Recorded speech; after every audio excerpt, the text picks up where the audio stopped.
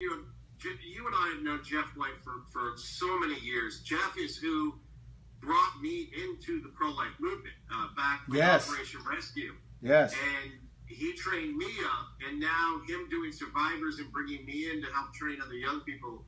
It's a great relationship that we have there, and I know that for me to have my kids be a part of that, it's good and it's hard because I never wanted to pass this down to my kids. I'm wanting to end this. You and I have said this so many times. We're not here just to fight abortion. We're here to end abortion. That's right. And it's hard that I have to pass this down to my kids, but it's also a good thing. And I couldn't encourage people more, Father Frank, to think about looking into this camp if they have teenagers and these teenagers want to get involved in pro-life. This is a great way for them to go and learn all they need to learn. Well, I know that one of the things you've always liked to hear me say over the years is that the youth are not simply the future leaders of the pro-life movement. They are the present leaders now. And this is why we want to train them up like this by means of these summer training camps to be engaged in pro-life activism now. It's not training for the future, it's training for now, because they're saving lives now, they're influencing their peers now, they're even influencing their parents and their grandparents, they are influencing the legislators, they are doing the work now that needs to be done. And you can't just do this work based on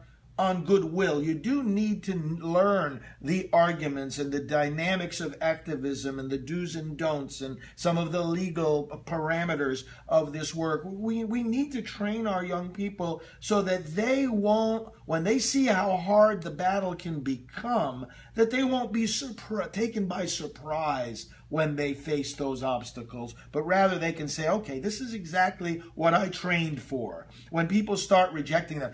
Bryan, what I've been saying is that when you identify with the unborn babies who are in danger of abortion, you yourself will be aborted, quote unquote, in various ways. You'll be rejected, you'll be excluded, you'll be cast out, you'll be deprived of various positions and opportunities and titles and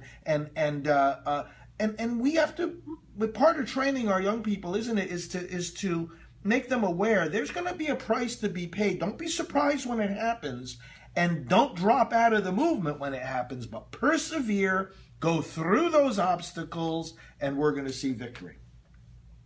Father Frank, one of the things last year at the camp, and just we'll throw it in now and later, survivors.la.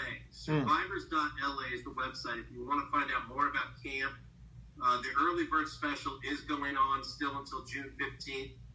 The cost of camp includes your food, lodging, everything, so the kids are taken care of the whole time they're there.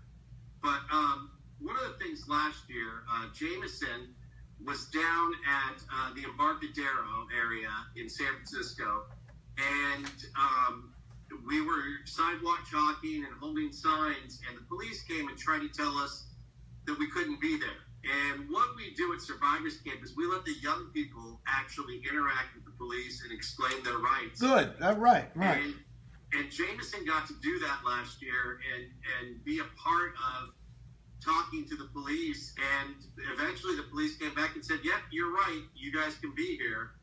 And it was so good to get to see these young people stand up for their rights and be able to be a witness on the streets. Beautiful. And not just kind of cave to that. That's exactly what I was thinking, and what I mean by this, the value of this training.